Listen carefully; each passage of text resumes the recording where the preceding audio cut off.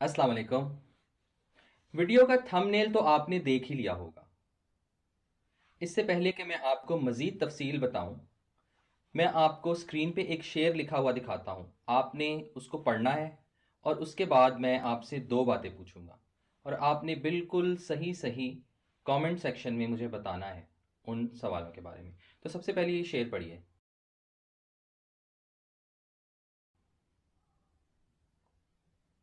जी, तो पहली बात तो आप मुझे ये बताएं, अगर आपको पता है कि ये शेर किसका है, शायर कौन सा है, तो शायर का नाम बताइए।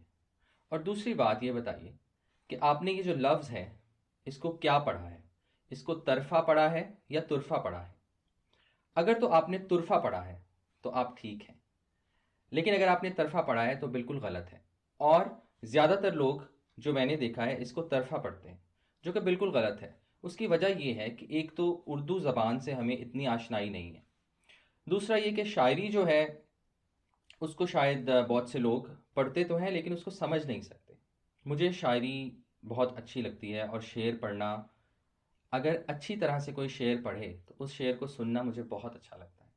लेकिन मसला ये है कि बदकिस्मती से बहुत से लोग शेर तो पढ़ते हैं लेकिन शेर पढ़ने का हक अदा नहीं करते। शेर को सुनने का मज़ा ही उस वक्त आता है जब शेर को बहुत अच्छी तरह से पढ़ा जाए।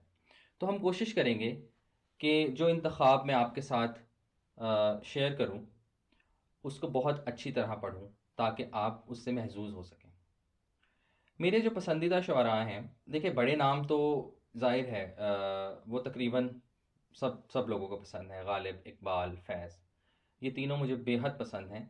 लेकिन उसके अलावा अगर मैं शुरू करूं जो मॉडर्न दौर के जो शुअरा हैं उनमें फराज है, उनकी गज़लियात मुझे बहुत पसंद हैं। परवीन शाकिर बहुत अच्छी शायरा थी, मुझे बहुत ज़्यादा पसंद है उनकी शायरी। और उसके अलावा नासिर काज़मी, क्योंकि नासिर काज़मी की शायरी में एक आसान ज़बान और बहुत खूबसूरत ख़याल उसमें उन्होंने बहुत ही उम्दा तरीके से उसको बयान किया। उसके अलावा इफ्तिखार आरिफ, मजीद अमजद की शायरी बहुत पसंद है। और बहुत से और भी नाम हैं जिनकी शायरी मुझे बहुत पसंद है। तो आगे आने वाली वीडियोस में मैं कोशिश करूँगा कि किसी एक शायर की शायरी, उसमें जो मेरा इंतखाब है वो मैं आपके साथ शेयर करूँ और उसको पढूँ। फिर कुछ ऐसी वीडियोस मैं बनाऊँगा जिसमें हम किसी एक नज़्म को या चंद नज़्मों को या किसी एक गज़ल या चंद गज़लों को हम समझने की कोशिश करेंगे। तो इनका फ़ायदा ये होगा कि एक तो हमें अच्छी शायरी सुनने को तो मिलेगी ही, लेकिन हम कोशिश करेंगे कि आप उसको अच्छी तरह समझ भी सकें। तो आप मुझे ज़रूर बताइएगा कि आपको ये सिलसिला कैसा लगता है, और साथ साथ आप मुझे जो फीडबैक देंगे उसके हिसाब से मैं अपनी इन वीडियोस को एडजस्ट करता रहूँगा। तो अब सबसे पहले इस शेर की बात करते हैं। जो आपने अगर गलत भी पढ़ा तो कोई बात नहीं, लेकिन असल जैसे मैंने लफ्ज़ बताया कि तुरफ़ा है। दिल पे एक तुरफ़ा क़यामत करना, मुस्कुराते हुए रुख़सत करना। परवीन शाकिर का ये शेर है, बहुत खूबसूरत शेर है और ये गज़ल भी बहुत खूबसूरत है।